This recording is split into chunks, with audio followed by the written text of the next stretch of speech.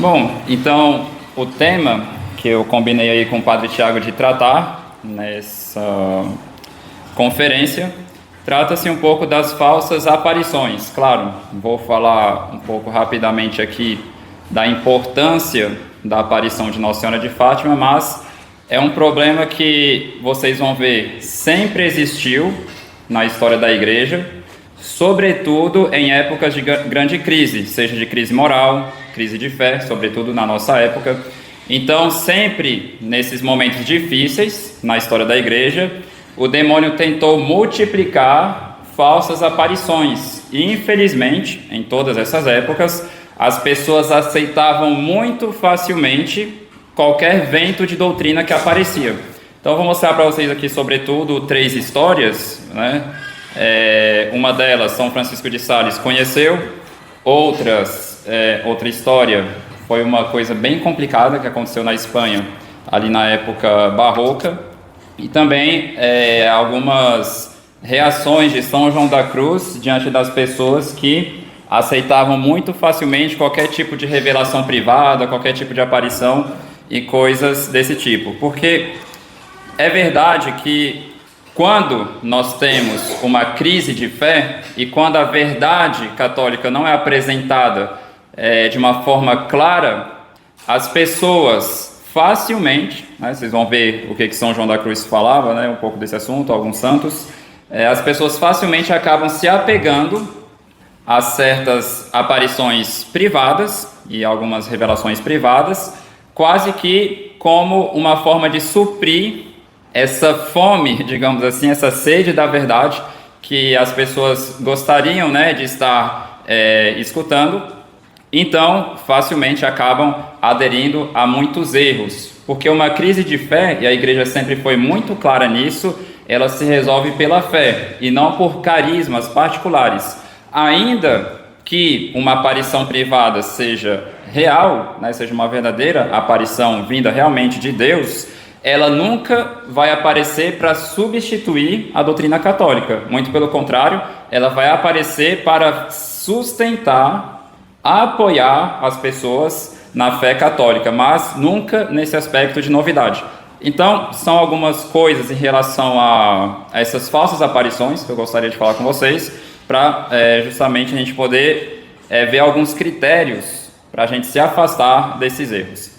Então, a primeira coisa, quando se trata de aparições, nós devemos saber que a Igreja distingue uma revelação entre aquilo que ela chama de revelação pública e revelação privada.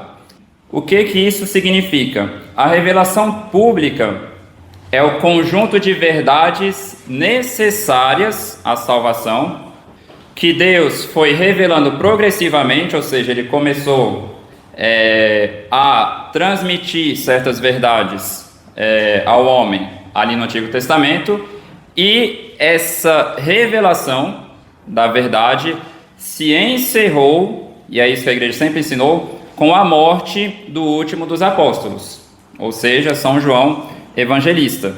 Então, a partir da morte do último dos apóstolos, o que a gente chama de revelação pública, ou seja, o conjunto de verdades necessárias para a salvação, a revelação pública foi encerrada. Depois da morte do último dos apóstolos, não se pode ter novidades na revelação, naquilo que é necessário para a salvação. Ou seja, tudo aquilo que Deus tinha para nos dizer, Ele nos disse até a morte do último dos apóstolos. O que acontece? Toda a revelação, tudo que Deus tinha para nos dizer, está implícito na revelação pública.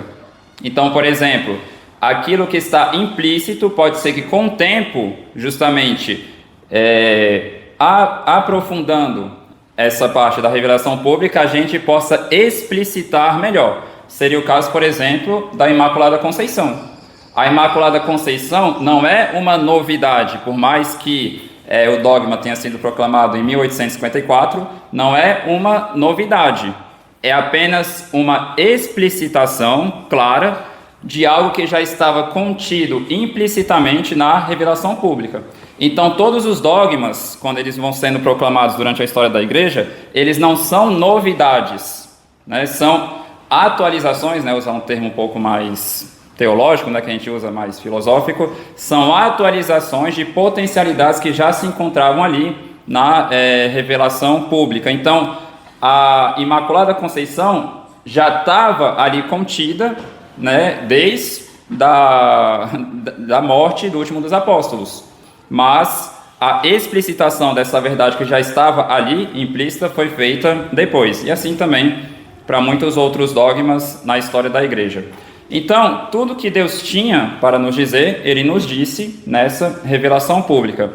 Mas como vai se inserir nesse contexto a revelação privada? Então, a revelação privada é uma espécie de revelação pela qual Deus revela a certas pessoas seus desígnios providenciais, mesmo depois da época apostólica, a fim de indicar uma conduta a se ter em uma circunstância precisa. E aqui o primeiro ponto que é muito importante sabermos: não se trata, numa revelação privada, de dar um conhecimento novo de verdades de fé necessárias para a salvação, e que seja necessário a todos, em todo o tempo. Trata-se simplesmente de manifestar um detalhe do plano de Deus, segundo o qual Ele decide da conduta particular de algumas pessoas em uma época precisa.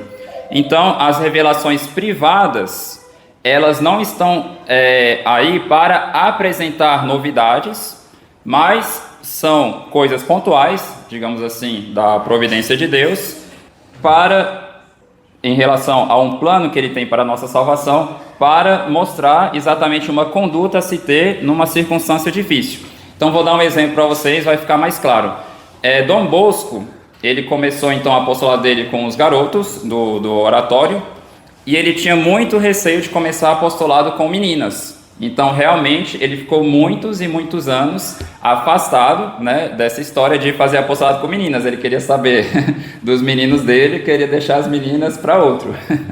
Até que, bom, para quem conhece um pouco a história de Dom Bosco, sabe que Deus dava muitas instruções para ele por meio de sonhos, até que um dia Deus, né, fez Dom Bosco sonhar com várias meninas que estavam sendo atacadas, se eu não me engano, por lobos, alguma coisa assim, enfim, e morrendo de fome. E Deus falou: eu quero que você cuide delas, mas você quer deixar elas perecerem, né? Então, Dom Bosco, que tinha muito receio de querer cuidar delas, mas ele viu que era o que Deus queria dele.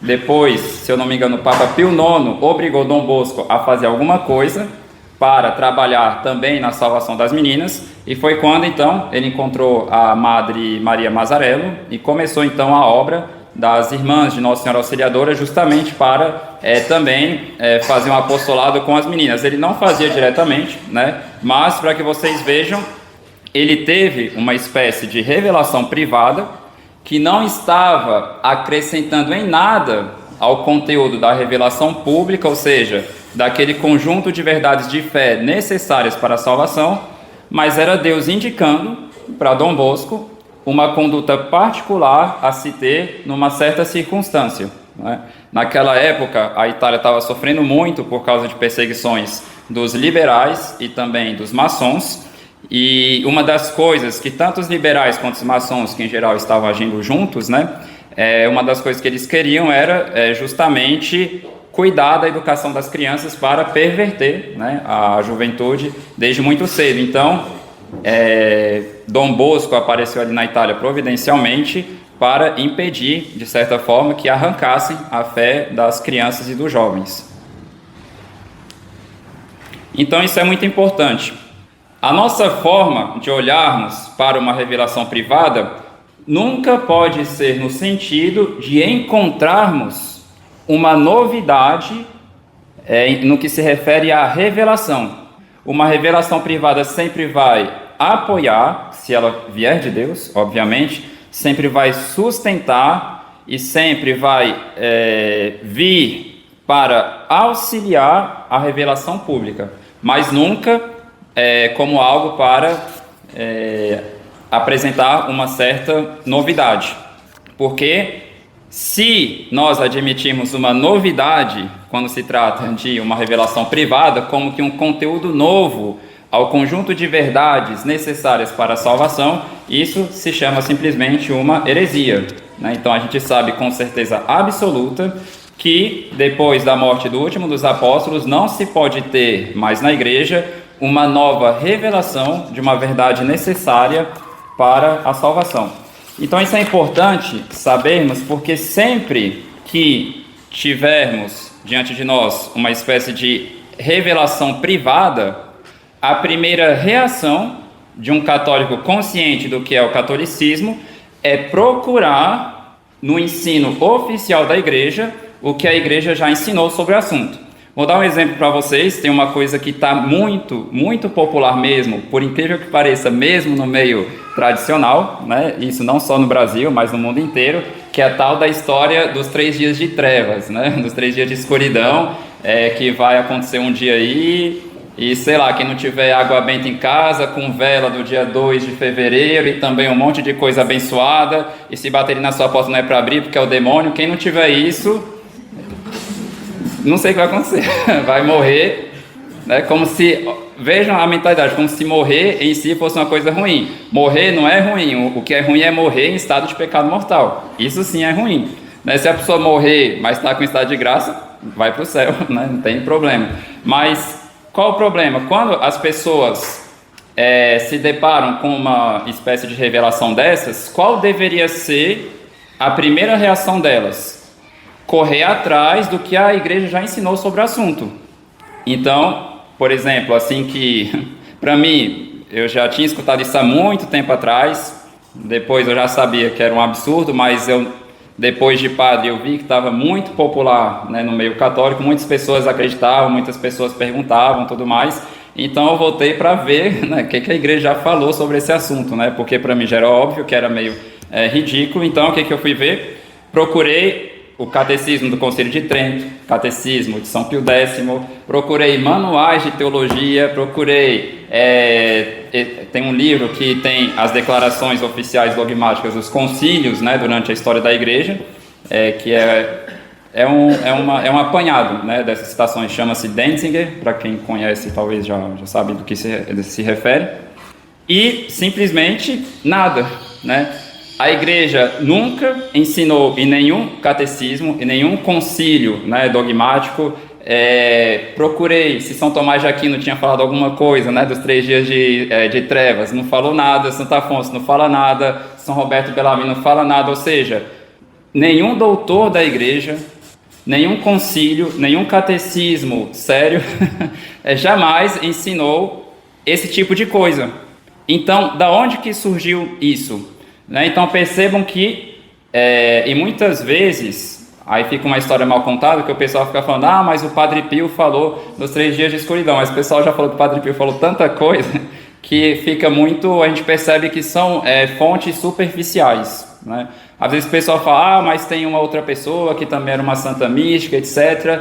Mas, mesmo que fosse, né, tem que ver se não tiveram alterações. Aconteceu muito no século XIX, de às vezes alterarem textos de algumas pessoas que até que pareciam serem sinceras, né? Enfim, independentemente das causas, o que a gente sabe é que a igreja nunca ensinou esse tipo de coisa. Então, a atitude do católico é não aderir a esse tipo de revelação privada. Por quê? Porque a igreja, no conteúdo, né, no depósito da sua revelação pública, né, no depósito da fé, ela nunca ensinou esse tipo de coisa. Então percebe, o pessoal, quando escuta isso, ao invés de ir atrás, né, da revelação pública, o que faz? Já começa a aceitar todo tipo de mentira, o que fez muito mal na história da igreja. É interessante também esse aspecto de novidade, porque a igreja não só foi muito prudente quando ela aceitava algumas revelações privadas, mas ela também mostrava o motivo da prudência dela. Então vocês vão perceber algumas devoções na história da igreja foram um objeto de um certo desenvolvimento. Por exemplo, a devoção ao Sagrado Coração de Jesus. Então, antes de entrar nessa questão da devoção ao Sagrado Coração de Jesus, vamos ver o que o antigo Código de Direito Canônico, né, aquele que tinha sido o trabalho foi iniciado por São Pio X e depois foi publicado por Bento XV, o que ele dizia sobre as revelações privadas e coisas que eram derivadas dessas revelações. São proibidas de pleno direito os livros e opúsculos que contam novas aparições, revelações, profecias ou milagres, ou que sugerem novas devoções, mesmo sob o pretexto de que elas são privadas, se essas publicações são feitas sem que tenham observido as prescrições canônicas. Então percebam o que a igreja falava: não se pode publicar novas aparições, revelações, profecias ou milagres, ou então que sugerem novas devoções, sem que tenham passado por todo o processo canônico necessário. E é interessante porque a igreja teve muita dificuldade durante a história justamente com esses aparicionismos. Foi o caso, por exemplo, de uma dificuldade tratando-se da devoção ao Sagrado Coração de Jesus. Por quê? A devoção ao Sagrado Coração, por mais que ela tenha raízes na Sagrada Escritura e também em toda a tradição da igreja, ela foi objeto de um certo desenvolvimento, certo? Nos primeiros séculos, o que as pessoas cultuavam? Nós víamos alusões ao Sagrado Coração de Jesus, mas era sobretudo uma devoção ao lado aberto de Nosso Senhor, por causa daquilo que São João diz, que um soldado cravou uma lança no coração de Jesus, e dessa lança jorrou sangue e água, e pouco a pouco, durante um certo desenvolvimento natural, foi se desenvolvendo na história da igreja um culto ao coração de Jesus. Mas tiveram algumas revelações privadas que aumentaram a popularidade da devoção ao coração de Jesus. Então, sobretudo ali na Idade Média com Santa Gertrudes e Santa Matilde, onde Nosso Senhor de fato já começava a falar de forma mais clara do seu divino coração, ou então do seu sagrado coração, então ia ficando cada vez mais explícito esse aspecto da devoção ao coração de Jesus, mas que essas pessoas eram sempre acompanhadas de forma muito séria pela igreja para ver se de fato aquele tipo de coisa vinha ou não de Deus. Depois foi se desenvolvendo bastante, muitos santos começaram a falar ou escrever cada vez mais sobre o Sagrado Coração de Jesus. Então, um caso muito clássico é o de São João Eudes, que fez tratados e tratados sobre a devoção ao coração de Jesus e ao coração de Maria. E alguns anos depois, então, apareceu Santa Margarida Maria Alacoque.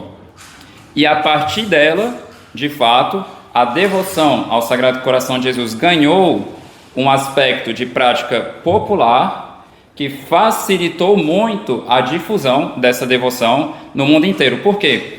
Por mais que as pessoas, na época de Santa Margarida, ali no final do século XVII, já soubessem algo sobre o coração de Jesus, por mais que existisse em muitos lugares já uma devoção ao Sagrado Coração de Jesus que já tinha se desenvolvido bastante, não existia uma prática concreta, particular e de um acesso muito fácil a todos de devoção ao Sagrado Coração de Jesus. Alguns santos tinham meditações profundas sobre o coração de Jesus, mas não era muito acessível a todos, Então São João Eudes escreveu livros e livros sobre a devoção ao Sagrado Coração de Jesus, mas as práticas que ele sugeriu, as pessoas não ganhou muita popularidade. Então foi essa vantagem, e digamos também a providência de Nosso Senhor, quando ele apareceu para Santa Margarida Maria Alacoque, que foi apresentar uma forma concreta de cultuar o seu Sagrado Coração. Então, a partir de Santa Margarida Maria, as pessoas tinham uma prática muito clara, muito simples e muito concreta de devoção ao Sagrado Coração. E a partir disso, então, a devoção ao Sagrado Coração ganhou uma grande popularidade.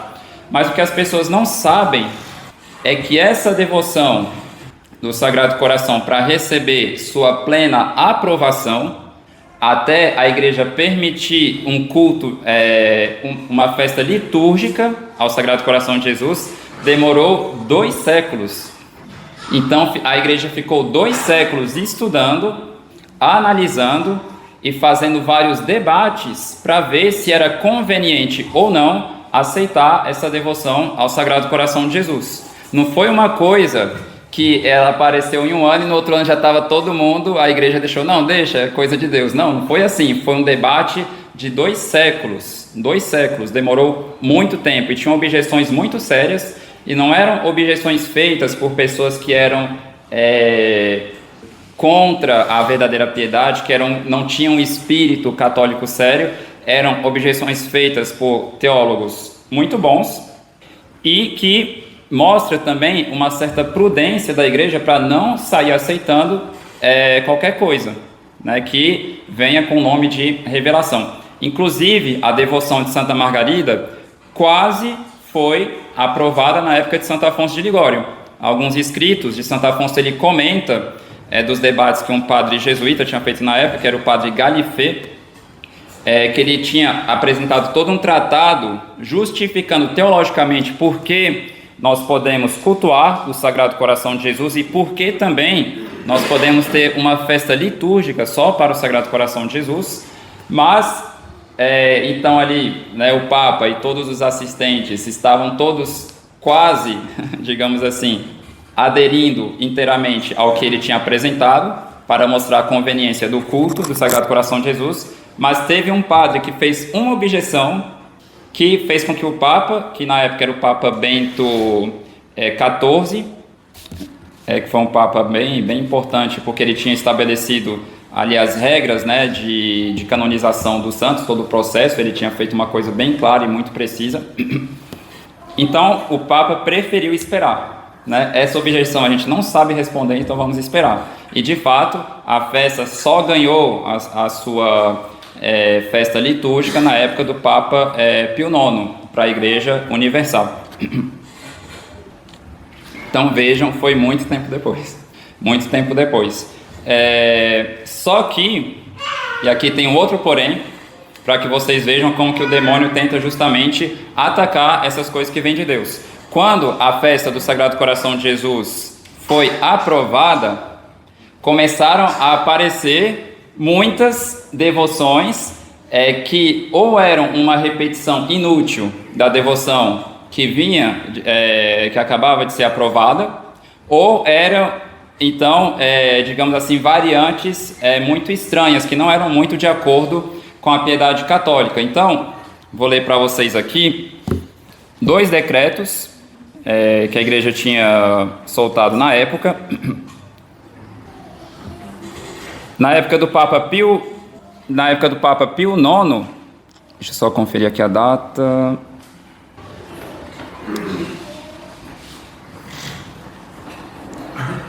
Então, ali no final do século XIX, por exemplo, sugeriram o título e uma devoção, né? Vocês vão rir, mas é verdade, que se chamava Devoção ao Coração Misericordioso de Jesus. E essa devoção foi proibida no ano de 1875. E qual foi o motivo? Esse livro aqui, que eu achei essa citação, ele foi lançado em 1919. Né? Então, esse livro aqui nem existia, né, a devoção da Divina Misericórdia, que se popularizou depois, mas vejam, no final do século XIX, a objeção que tinham apresentado. Ela foi desaprovada em 1875, porque se pretendia substituir aquela do Sagrado Coração que já existia. Então percebam, apareceu uma devoção que se parecia com aquela do Sagrado Coração de Jesus apresentada por Santa Margarida, era muito próxima, e então a igreja proibiu porque ela estava querendo substituir uma coisa que já estava muito bem estabelecida. Então percebam o cuidado da igreja. Teve uma outra devoção que inicialmente a igreja parou um pouco ela, porque ela queria analisar bem, e depois ela aprovou, que foi a devoção ao Coração Eucarístico de Jesus. A gente sabe que tem uma festa, né, aqui no Brasil inclusive, de segunda classe, essa festa do Sagrado Coração Eucarístico de Jesus, mas inicialmente a igreja quis parar, porque quando aprovaram a devoção ao Sagrado Coração de Jesus, começaram a mostrar muitas variantes do Coração de Jesus, e a igreja ficou com medo de ridicularizar essa devoção que já estava muito bem estabelecida. Então começou, né, a história do coração misericordioso, o coração penitente, que a igreja proibiu, falando que era herético chamar Nosso Senhor dessa forma, né, de coração penitente. E depois apareceu essa do coração eucarístico de Jesus, mas que depois, estudando melhor, a igreja viu que de fato tinha uma justificação teológica para permitir essa festa. Mas o que é interessante foram os primeiros motivos que levaram, né, a igreja a proibir essa festa. E qual foi o motivo? Só um instante.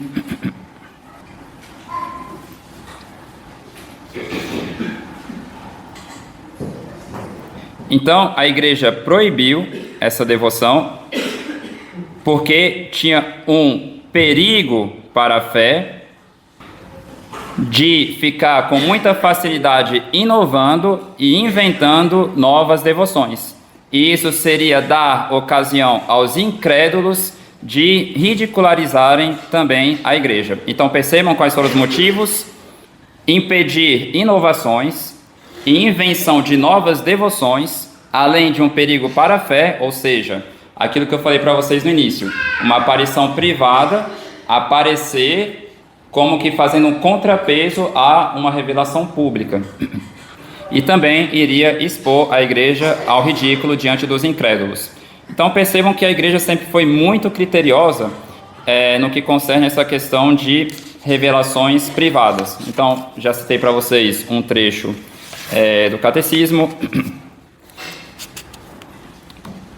E agora gostaria, antes, né, de contar algumas histórias que tivemos aí durante a história da igreja, bem curiosas e bem assustadoras, né?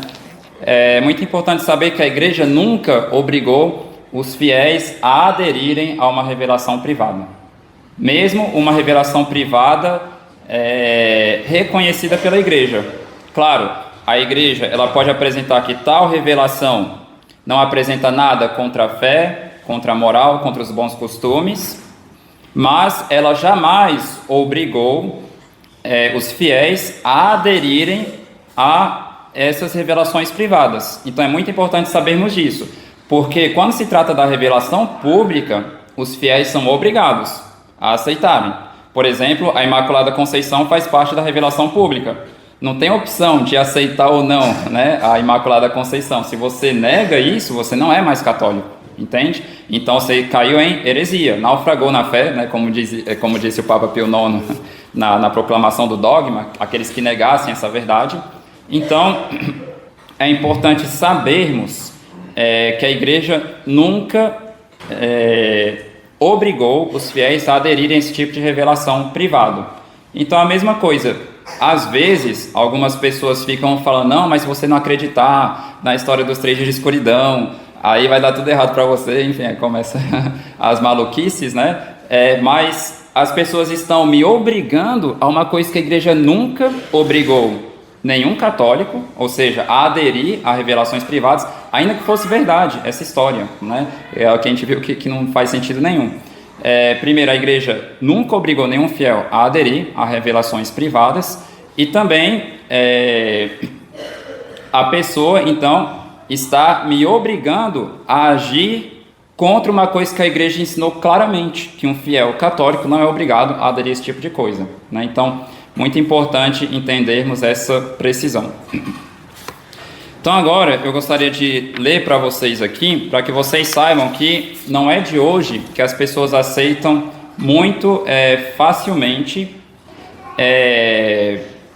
revelações privadas, falsas profecias, porque isso vem um pouco de um lado humano, de uma curiosidade, né, que as pessoas têm, e essas revelações privadas, de certa forma, alimentam a curiosidade das pessoas. E qual é o problema?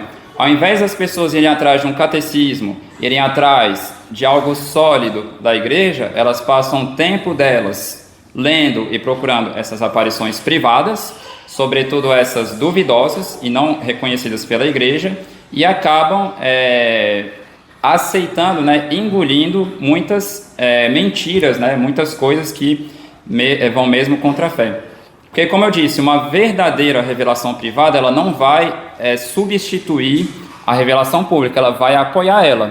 É o caso de Nossa Senhora de Fátima. Primeira coisa, Nossa Senhora de Fátima, ela recomendava devoções que já existiam na igreja.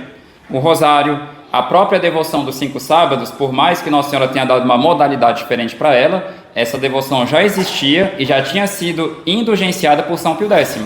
Então Nossa Senhora não estava apresentando uma coisa estritamente nova, apesar de ter modificado alguns aspectos e ter feito um milagre para provar que aquilo realmente vinha de Deus. Então Fátima realmente tem uma importância única nessa categoria de revelações privadas. Então em Fátima também Nossa Senhora falou do escapulário.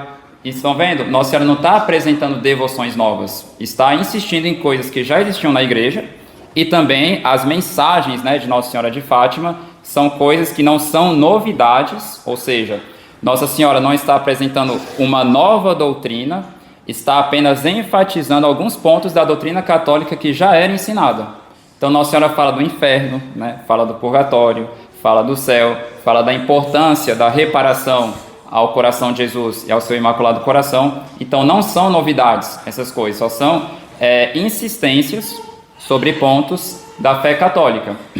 Depois vou comentar um pouco mais sobre isso. Então vamos ver uma história que aconteceu na Espanha e que foi muito curiosa, né? Então teve uma mulher no ano de 1487 que se chamava Madalena da Cruz e que ela entrou nas Irmãs Franciscanas de Córdoba. E o que aconteceu? A partir de 1533 ela se tornou...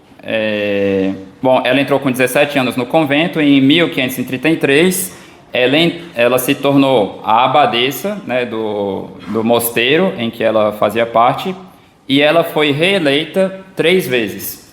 Mas o que acontecia? Essa mulher ficou com uma reputação de santidade muito grande no mundo católico, particularmente na Espanha. Por quê? Porque ela começou a ficar fazendo profecias, né, de coisas que iriam acontecer, profetizou morte de algumas pessoas, casamentos que iriam acontecer no mundo da nobreza, pessoas que iriam se tornar cardeais e que o Papa... enfim, ela começou a profetizar muita coisa. Ela fazia muito jejum, ela fazia curas de pessoas, ela tinha estigmas, ela levitava, às vezes ficava levitando, começava a rezar, levitava bem alto mesmo. E às vezes ela recebia comunhões milagrosas. Mas o que aconteceu? Só para que vocês vejam a que ponto ela chegou. Ela enganou as pessoas por cerca de 40 anos. Por 40 anos. A tal ponto ela enganou as pessoas que o Papa pedia oração para ela. A rainha da Espanha entregou para ela a roupa do batismo do filho dela, para que ela pudesse abençoar e para que pudesse rezar por ele. Vários cardeais, bispos e padres estavam tão convencidos da santidade dessa mulher que quando eles faziam sermões, eles passavam uma boa parte do sermão falando das virtudes dessa mulher, dessa freira, que todos acreditavam ser uma grande santa. Até que, depois de um tempo, quando perceberam que uma pessoa descobriu que na verdade ela não fazia jejum coisa nenhuma, ela comia escondido. Então essa história se espalhou, então as freiras decidiram não reeleger ela como abadesa do mosteiro. Então o que aconteceu? O problema é que muitas pessoas ofereciam doações para o convento por causa da santidade dessa mulher. Então ela pegava para ela e ela usava para o que ela queria e não usava o dinheiro para o mosteiro. Primeiro porque ela era uma religiosa, ela não podia ficar usando dinheiro dessa forma, mas a partir do momento que ela não foi eleita, então perceberam que ela começou a ter algumas atitudes muito estranhas, inclusive a relativizar alguns pecados contra a castidade. Mas vejam, 40 anos depois.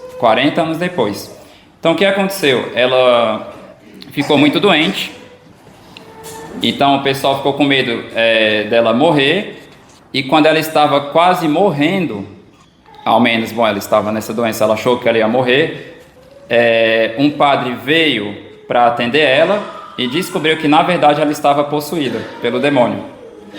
E ela confessou que quando ela tinha 14 anos de idade, ela fez um pacto com o demônio, né, que tinha começado a aparecer para ela desde muito cedo, e o demônio prometeu que iria dar muitos talentos para ela, então iria fazer ela descobrir o futuro. Aí ela começou a contar um pouco a história dela, que de fato ele contava para ela algumas coisas que iriam acontecer. Ela falou que muita coisa acontecia, mas outras não.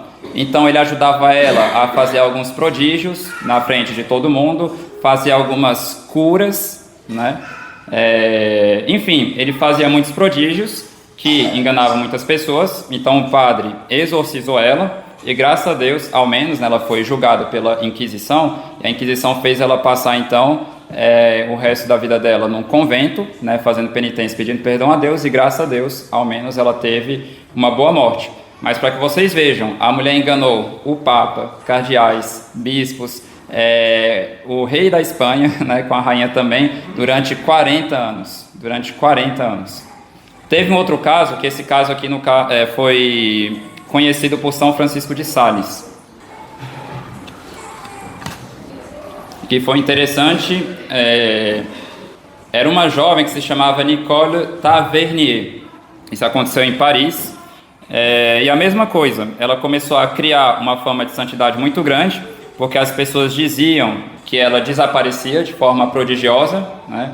Ela recebia comunhões direto de um anjo, então as pessoas viam que ela ficava sentada, ficava de joelhos no lugar dela na igreja, e de repente uma hóstia aparecia na boca dela. E também a mesma coisa, fazia jejum sem parar, fazia muitos fazia muitas curas e muitos outros prodígios. Até que uma mulher, que se chamava Madame Acquarie, essa mulher foi muito importante na França, porque depois que ela se tornou viúva, ela se tornou religiosa, e foi ela que, se eu não me engano, foi uma das primeiras a ajudar. Foi ela que instaurou o Carmelo de a reforma de Santa Teresa d'Ávila na França.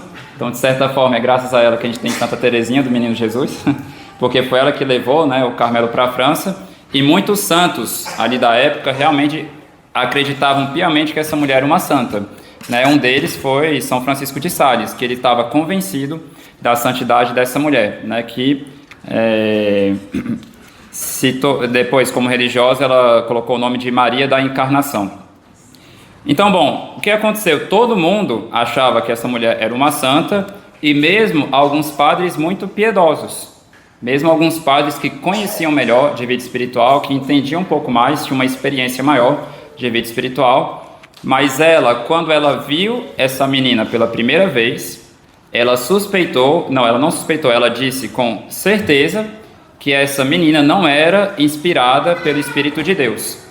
Como a Madame Acquarie, ela tinha muita reputação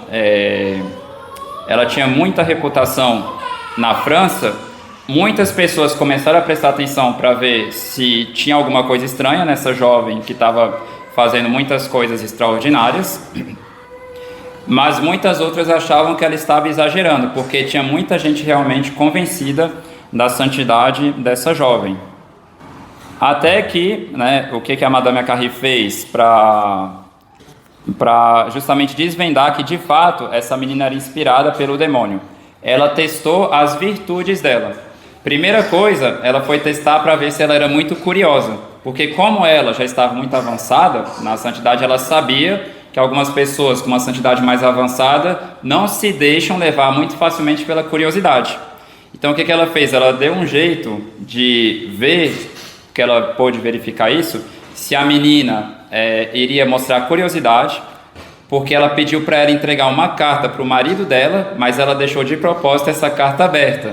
Mas ela deixou uma espécie de armadilha dentro dessa carta, que se a menina fosse colocar a mão dentro da carta, iria cair algumas coisas da carta. Ela deixou alguns papeizinhos lá, então ela iria saber que de fato a menina, por curiosidade, mexeu nessa carta. E de fato, não deu outra, ela viu que ela era uma pessoa curiosa. E o segundo teste que ela fez para ver se realmente ela era uma pessoa que não era animada pelo Espírito de Deus, foi testar a paciência dela. Por quê? Porque o marido da Madame Acquarie, ele era insuportável, era uma pessoa impossível de lidar. Então ela convidou essa menina para ficar alguns dias com ela, na casa dela, e ela percebeu que nas primeiras horas a menina já tinha explodido pela ira, né? Ela não conseguiu manter a paciência com ele. E ela falou, uma pessoa que está avançada na santidade, que realmente tem todos esses fenômenos que ela diz ter, não iria reagir dessa forma. Então, ela convidou alguns padres, né, para irem analisar o caso dela, e na hora que esses padres chegaram, o demônio saiu do corpo da menina, fazendo um grande barulho na casa. E, de fato, as pessoas viram, né, como que elas foram enganadas pelo demônio. E São Francisco de Sales, ele conta essa história em um dos seus sermões. E vejamos o que a Madame Acarri disse, né, sobre essa questão. Os êxtases, visões e revelações não são um argumento certo de que Deus mora nessa alma ou que Ele esteja ajudando ela. Quantas pessoas nós vimos serem enganadas com esses tipos de visões? Qualquer que tenha sido a causa por mais que elas tenham sido causa da conversão e da salvação de algumas pessoas, é um estratagema do inimigo que fica contente de perder um pouco para ganhar muito. Então, muito importante essa observação dela. Às vezes o demônio fica contente, digamos assim, de perder um pouco, desde que com esse pouco que ele venha a perder, ele ganhe muito depois. Então, às vezes, né, a menina conseguiu converter algumas pessoas, tinha uma outra coisa que ela fazia, às vezes ela ficava revelando pecados das pessoas, né, e as pessoas buscavam fazer uma boa confissão a partir disso, e assim por diante. Então, por mais que ela tenha feito algumas pessoas se converterem, o demônio ficou contente de perder um pouco, ou seja, as pessoas iam acreditar cada vez mais na santidade dessa menina, a fim de depois ganhar muito, porque essa menina depois estava de fato quase destruindo toda uma congregação religiosa por causa da influência que ela estava ganhando com as suas falsas revelações. Teve um caso na Espanha, teve uma religiosa que entrou nas Augustinianas e que na cidade de Salamanca, no convento de Ávila, e muitas pessoas também acreditavam que ela era uma santa, e com ela aconteceu uma coisa muito curiosa. Ela começou a dar interpretações da Sagrada Escritura muito impressionantes, né? Então ela começava a dar certas explicações de algumas passagens difíceis do Antigo Testamento, por exemplo. Então muitos teólogos estavam vindo visitar ela, porque eles queriam saber como que ela interpretava algumas passagens mais complexas da Sagrada Escritura. Mas o que aconteceu? Alguns padres superiores da ordem que ela fazia parte, eles começaram a achar algumas coisas estranhas. Então eles decidiram chamar algumas pessoas para analisarem essa menina, e eles decidiram chamar São João da Cruz. Então ela já estava com uma reputação muito grande, muitas pessoas vinham atrás dela para consultarem a sabedoria dela. São João da Cruz não queria saber disso, porque ele detestava essa história de ficar correndo atrás do extraordinário. E ele só foi porque depois Santa Teresa d'Ávila insistiu para que ele fosse lá ver essa menina, né, para dar a opinião dele. Então São João da Cruz ficou 1 hora conversando com ela, e depois dessa conversa ele falou o seguinte: essa menina está possuída. E o que aconteceu? Depois foram exorcizar ela, mas foi um caso bem complicado, porque ficaram meses e meses tentando justamente tirar o demônio dessa menina. Mas vejam, muitas pessoas estavam indo consultar, né, as interpretações dela, as profecias, a sabedoria dela, mas São João da Cruz, que tinha uma fé muito firme, ele quis ficar longe disso. Aconteceu também uma outra vez com São João da Cruz, que ele passou pela cidade de Granada, e todos os freis que estavam com ele, muitos outros religiosos e padres, eles sabiam que tinha uma pessoa lá que estava com grande fama de santidade, que estava tendo muitas visões, estava fazendo muitas profecias, e todo mundo foi visitar ela, né, essa pessoa. E São João da Cruz, ele não quis visitar. Então as pessoas começaram a criticar São João da Cruz, dizendo que ele estava sendo incrédulo demais. Ou seja, estavam criticando o racionalismo de São João da Cruz. E São João da Cruz, o que ele disse? Porque ele não quis de forma alguma visitar essa pessoa. Quando perguntaram para ele se ele tinha visto essa religiosa, Ele disse: eu não a vi, eu não quis a ver, porque eu teria vergonha da minha fé se eu pensasse que ela poderia acrescentar uma só linha, né, à minha fé, a partir do espetáculo das coisas que ela poderia me dizer. Então São João da Cruz teria vergonha da fé dele se ele acreditasse que ele poderia acrescentar uma só linha, né, da fé dele por meio dessas revelações privadas. E de fato, depois descobriram também que era uma farsante. Então vejam, teria muitas histórias mesmo para contar sobre isso, mas os santos eles eram muito prudentes com essas questões de revelações privadas e com essa busca do extraordinário.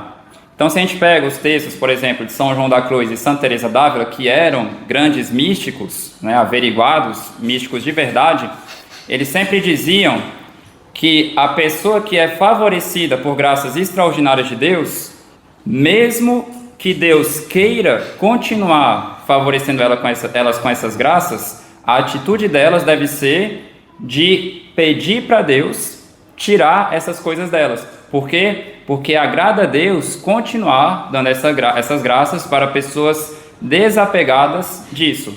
Porque quando a pessoa começa a buscar o extraordinário, então um dos grandes problemas, teologicamente falando, dos movimentos carismáticos, porque são grupos que giram em torno da busca do extraordinário. Isso é muito perigoso. Todos os santos falaram que se deve ter muita precaução com esse tipo de coisa. E de fato, quando a pessoa busca o extraordinário, é como se ela estivesse abrindo portas para ser enganada pelo demônio, porque o que a pessoa deve buscar deve ser a fé sólida e verdadeira. Então, tem o exemplo de São Francisco de Sales. Vocês sabem que quando ele fundou a Ordem da Visitação com Santa Joana de Chantal, de fato, era uma coisa extraordinária, porque realmente foi uma ordem feita com muita santidade. Então, muito rapidamente, as religiosas da Visitação estavam avançando na santidade. Então, ele tinha terminado de fundar, né, a Visitação. Cerca de 3 meses depois, tinham freiras que durante as orações começavam a levitar, né, com graças místicas de verdade. No caso ali, pessoas que estavam sendo acompanhadas por ele e tudo mais. Só que tanto São Francisco de Sales quanto Santa Joana de Chantal, os dois eles eram muito desapegados disso. Então, o que eles fizeram? Os dois foram rezar, pedindo para que Deus tirasse da Ordem da Visitação essas coisas extraordinárias, porque eles não queriam que a ordem deles fosse conhecida por esses feitos extraordinários, mas sim pela santidade real, né, baseada primeiramente, né, nas coisas ordinárias. E de fato Deus tirou, né, esse tipo de coisa extraordinária da Ordem da Visitação até o dia que Santa Margarida Maria chegou. Porque ela era de fato uma religiosa, né, da congregação fundada por São Francisco de Sales. Então percebam, os santos, que eram pessoas que tinham experiências místicas, eles não eram apegados ao extraordinário, eles desapegavam as pessoas dessa busca do extraordinário e eles incentivavam elas a tomarem cuidado disso. Então deve ser essa também a nossa prudência. Então aqui vejamos, por exemplo, né, a gente vê hoje em dia na internet muita gente, porque estão tendo revelações sobre o Brasil de padre tal, que Nossa Senhora está balançando a bandeira do Brasil, isso, aquilo. As pessoas saem acreditando nessas coisas, né, de uma forma muito superficial, muito pueril, e esse tipo de coisa faz muito mal para a fé católica.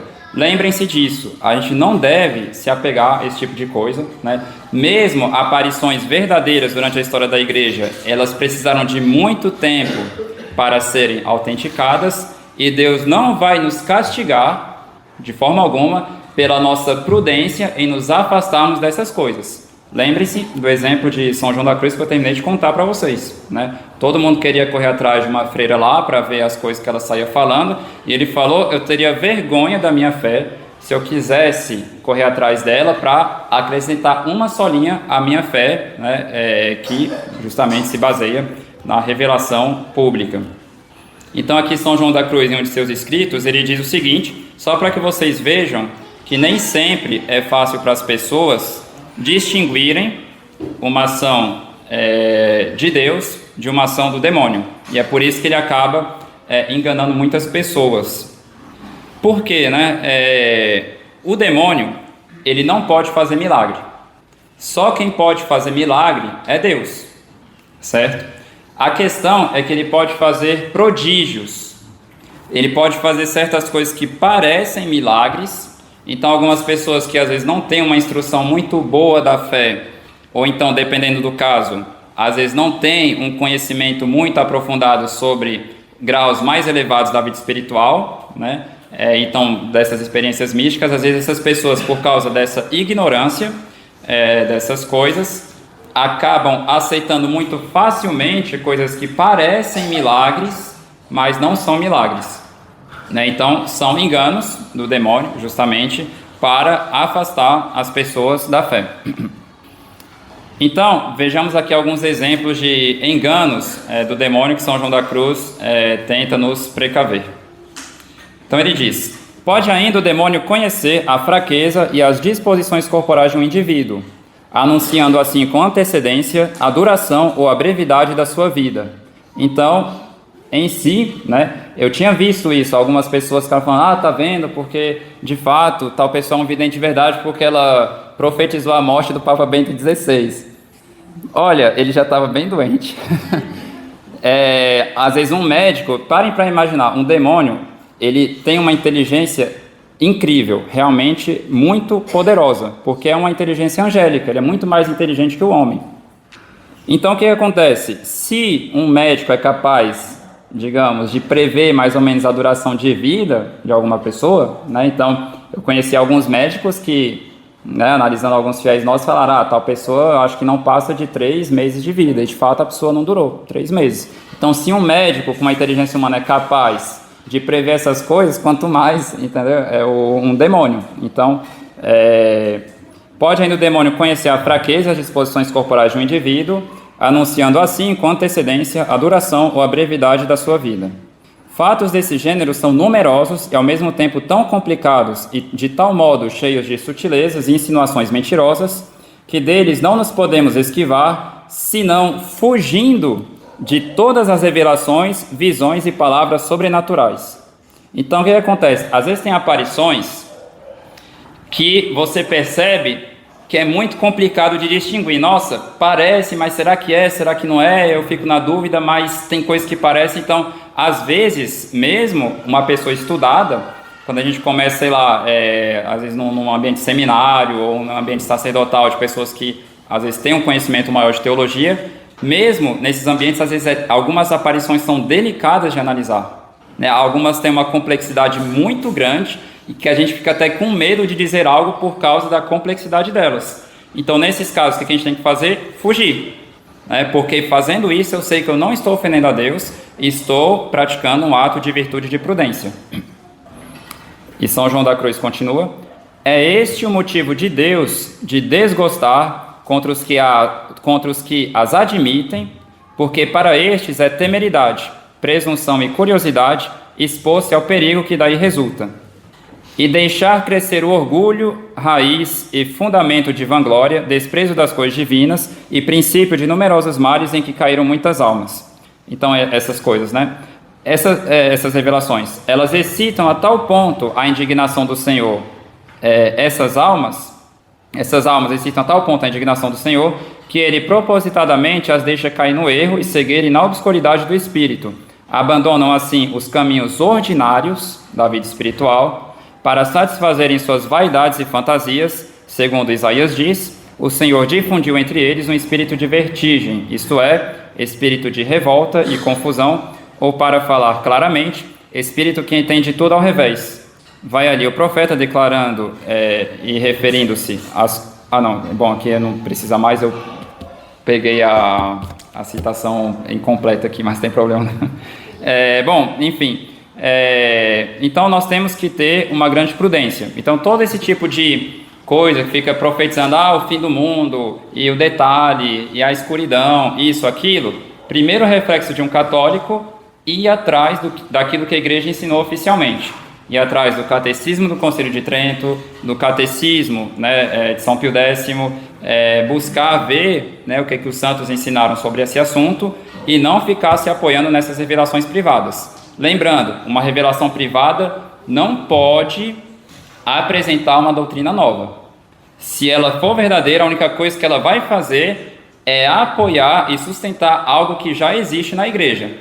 Então, um exemplo interessante de Fátima, Nossa Senhora, de certa forma, anunciou, de certa forma não, ela fez uma profecia de uma coisa futura, né, então no caso, mas com fundamento em algo que a igreja já ensinava.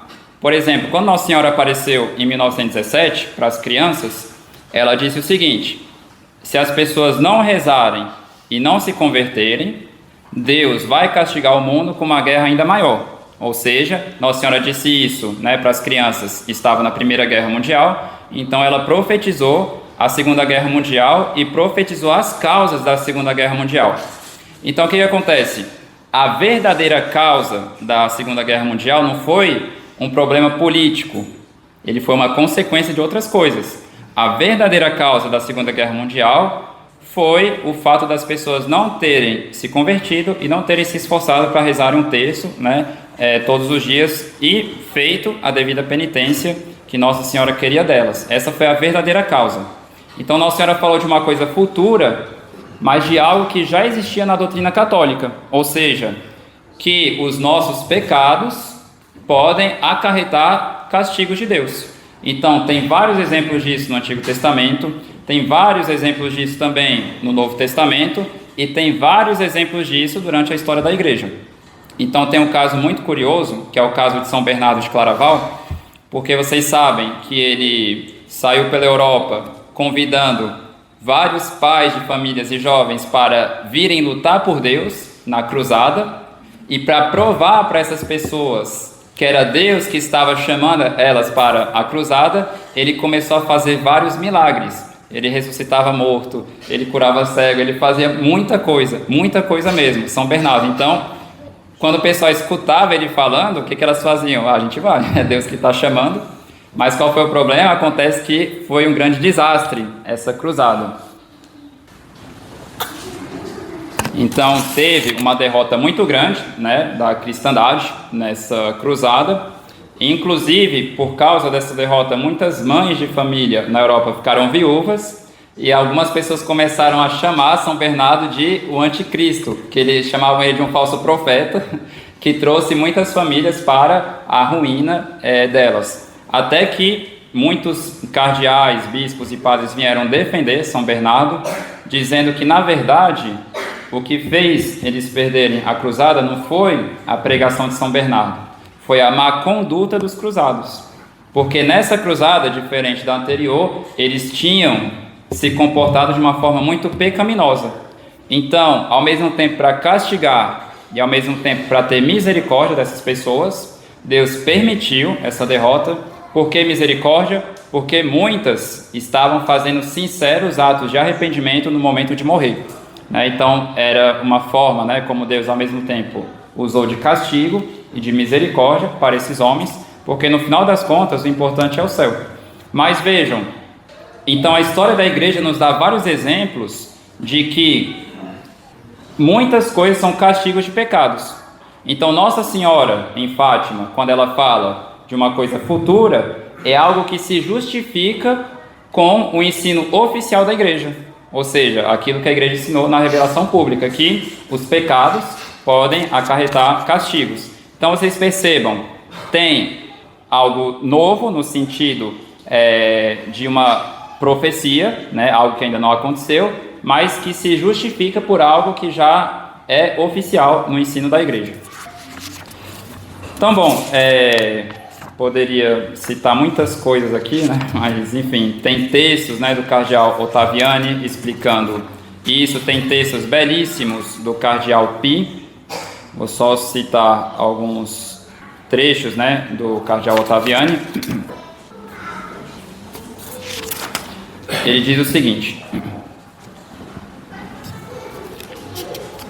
um bom cristão sabe por meio do seu catecismo que a verdadeira religião se encontra na verdadeira fé, e que a fé está na revelação que se encerrou com a morte do último apóstolo e é confiada à igreja, que é a intérprete e a guardiã dessa revelação. Nada, além disso, pode nos ser revelado que seja necessário à nossa salvação. Nós não temos nada a esperar e nós temos, unicamente que nos servir da revelação pública, pois já está tudo completo. Mesmo as visões mais estimáveis poderiam nos fornecer, mesmo que elas pudessem nos oferecer novos motivos de fervor, elas não nos dariam novos elementos de vida e de ciência. Então isso aqui é muito claro no ensino da igreja. Tem textos do cardeal Pie, que foi um cardeal muito importante ali na França na luta contra o liberalismo, e também que escreveu coisas belíssimas sobre o reinado social de Nosso Senhor Jesus Cristo. Enfim, a história da igreja está cheia desse tipo de coisa. Só tem uma história que eu ainda vou contar para vocês aqui, a última. Como eu disse, eu já citei, São João Bosco, ele tinha muitas revelações que Deus dava para ele por meio de sonhos, e que era um santo averiguado, místico de verdade, E tem um sonho dele, um sonho de Dom Bosco, que ele tem um sonho do céu, e que São Domingos Sávio aparece para ele, que São Domingos Sávio faz um comentário muito interessante a Dom Bosco. Vamos ver o que ele dizia. Então, São Domingos Sávio apareceu para Dom Bosco com vários jovens, São Domingos Sávio já tinha falecido nessa época, todos eles estavam com vestes belíssimas, e eles apareceram com vários buquês de flores, E São Domingos Sávio disse a Dom Bosco: dá este ramalhete a teus filhos, para que possam oferecê-lo ao Senhor quando chegar o momento. Procura que todos o tenham, a ninguém lhe falte, nem o deixe tirar. Podes estar certo de que com ele terão o suficiente para serem felizes. E Dom Bosco perguntou: mas o que significa esse ramalhete de flores? Então São Domingos Sávio chegou com um ramalhete de flores, entregou para Dom Bosco e falou para ele entregar isso para os jovens que ele cuidava, que os salesianos cuidavam. Aí Dom Bosco falou: mas o que eles significam? E qual foi a resposta de São Domingos Sávio para ele nesse sonho? Só um detalhe, o Papa Pio IX, foi ele que obrigou Dom Bosco a escrever todos os sonhos que ele tinha, só para vocês verem a importância que Dom Bosco teve nesse aspecto, São Domingos Sávio disse para Dom Bosco: consulta a teologia, ela te dirá e te dará a explicação. Ou seja, o que estava acontecendo, São Domingos Sávio convidava Dom Bosco a ir atrás daquilo que a igreja já ensinava, para que ele entendesse o que estava passando por ali. Aí Dom Bosco, querendo saber logo o que ele tinha para falar para ele: a teologia eu a estudei, mas não saberia como tirar dela o significado do que me apresentas. Aí São Domingos Sávio responde Dom Bosco: pois tens estrita obrigação de saber tudo isso. Aí Dom Bosco fala para ele: vamos, tira-me da minha ansiedade, explica-me tu.